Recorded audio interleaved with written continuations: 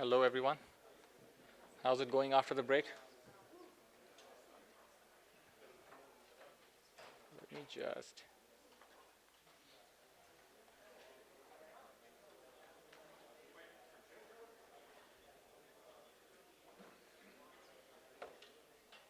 All right. So I'll just begin with one keyword that basically gets us all excited about DAOs. And for me, that's like DAOs are the social graphs. And Deep Work Studio is doing a whole bunch of work in DAO design, and they've actually worked with a whole bunch of folks over the last year. Um, what I'm representing today is actually Deep Skills that came out of Deep Work as a spin-off for DAOs. We'll get to know Deep Skills much better through the work that Deep Work has done and how that gave us all the learnings for the type of tooling that is needed and how we begin with product design for this particular space. A bit of those challenges that we face as both the DAO organizing teams as well as the contributors that want to onboard on DAOs and start actively working.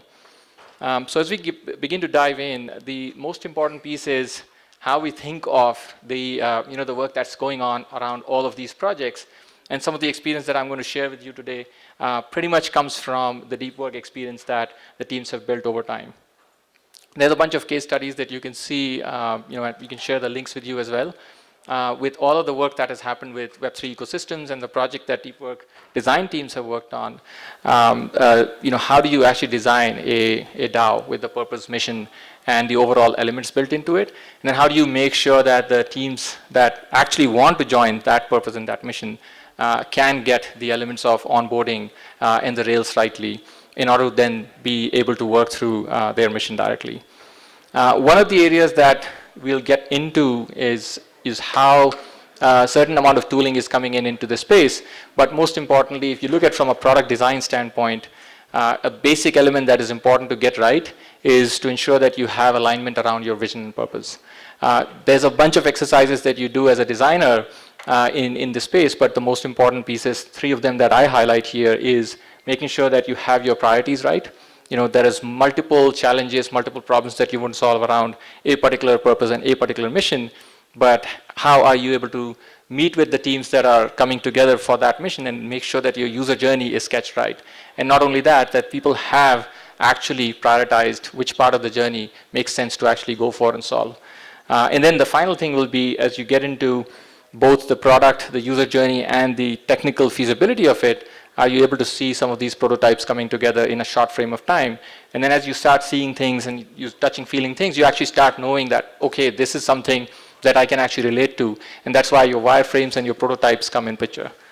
So there's an element of making a constant effort going through the translation between your purpose, mission, vision, and then translating back into all of these prototypes that you see, be it from design or like UX or even sometimes basically writing code and proving some things. One of the things we are doing in this hackathon is proving that we can develop sort of connectors to all of the backends from which you can derive reputation and skills for each contributor in a particular DAO. And I can go deep into that offline as well after the talk if you want to know more about what connectors we are specifically working with. So this one is a very key element. Think about a whole bunch of things coming together in a DAO's mission. When you design that, you're looking at problems in all the spaces, and you're looking at, and this one is an example specifically with how you have various team members coming together around certain aspects of a DAO's contribution. So I have a need to work on projects. I might actually want to have certain skills developed as part of my DAO contribution. I might start as a apprentice, or I might start as a trainee, I might start as an expert, but over time in my journey I would like to go from contributor to an expert journey, right? So in this case you're linking up a contributor's journey to an expert and maybe even a mentor journey. So how do you make sure that around all the behaviors that people are interested in, both bringing into the DAO as well as experiencing and building up in the DAO, what were the most delightful experiences that you can build towards?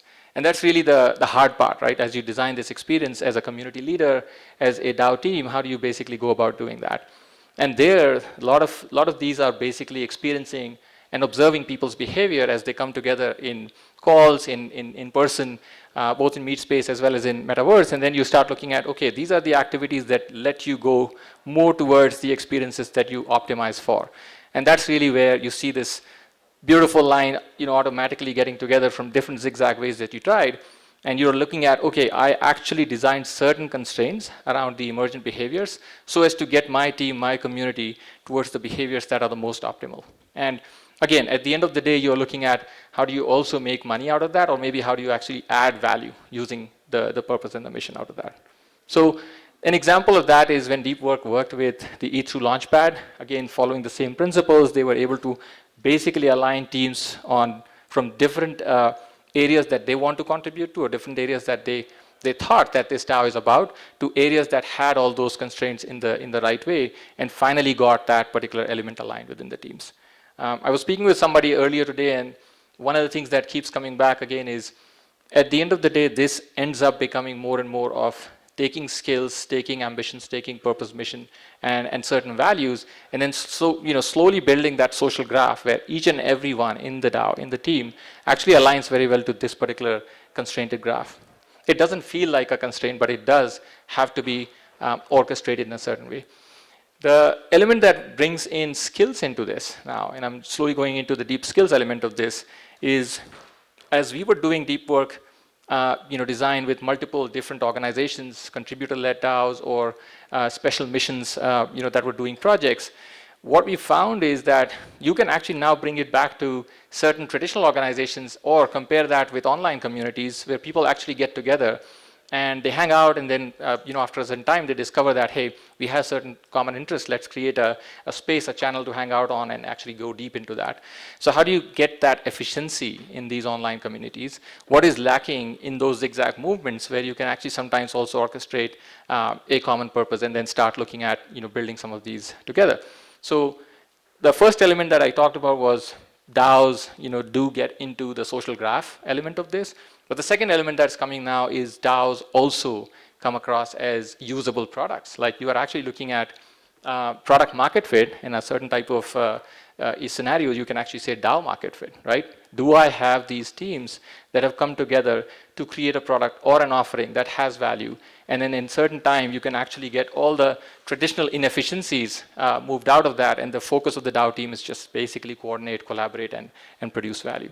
So that's really where the elements of the fact that HR teams and private consultants and communities come together, and you're like, hey, I'm actually looking at a lot of the long-term commitments, but I'm not even sure right now if this DAO is the DAO, right, as a contributor. On the DAO side, there's a lot of people coming into the Discords and the channels and hanging out, but they aren't sure that this is really the efficient way to get onboarded. So how do you make sure that you have all of those things coming together? Again, the whole thing is there meaningful, delightful activity that I can participate in? That's the question you're asking all the time, right? As a contributor, you're looking for that delightful activity. As an individual who's part of the DAO, you're also looking at, can you continue to be in the same space over a longer period of time? And one example I'll give you from traditional orgs is, over time, an individual's ambition, learning, and curiosity elements evolve. Meaning that you want to actually evolve the organization with this change rather than evolve the individual with the only constraints that the org has put around, right? So if I feel constrained as an individual in a community that, hey, I want to learn certain things, but I don't find any particular ways to change my org, my team around that, how do I do that? So these are some of the elements where you'll see onboarding documentation, the element of certain researches that have come through, adding value to those DAOs, and then at the element of the collaboration that we talked about earlier, a very important thing to realize through these communities is, how do I take experts and contributors in different collaborative communities, DAOs specifically? How do I actually take that journey of contributors and make them as experts as well, right? So again, mentor-mentee, or experts, contributors, and folks who are really, really looking at onboarding themselves, adding value into a DAO-specific thing. Again, a lot of automation exists in this.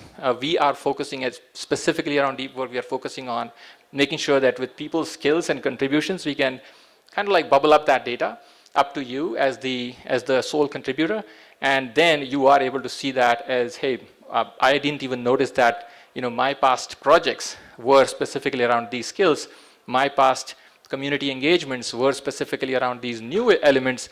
And who knows, I'm actually a designer. I'm starting with a project and I did a bunch of UX work or maybe did a bunch of front-end work and I'm getting better and better in that. So let me take a deep dive into that.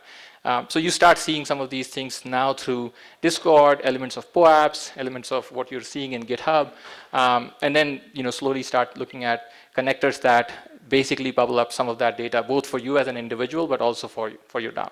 So this is an important element that we stand up in, and then obviously as you start getting DAO to DAO, this becomes a lot more interesting because now you can collect all of that visual data from multiple projects, multiple DAOs across your work stream. And this isn't just about design. Remember, this is a lot more expansions around different skill sets that are now becoming on-chain as well. And some of that is just a timestamp element of certain visualizations that you can pull up and show a large journey to an individual on their contributions into DAO. So again, just hit me up offline as well if you want to know more about deep skills. We are basically building some of these connectors that eventually becomes the deep skills protocol. Hope is that we also start seeing more and more apps coming up for individuals and for DAOs to discover skills, discover talent, and then at the same time for the individuals to be able to onboard themselves into a DAO much more efficiently.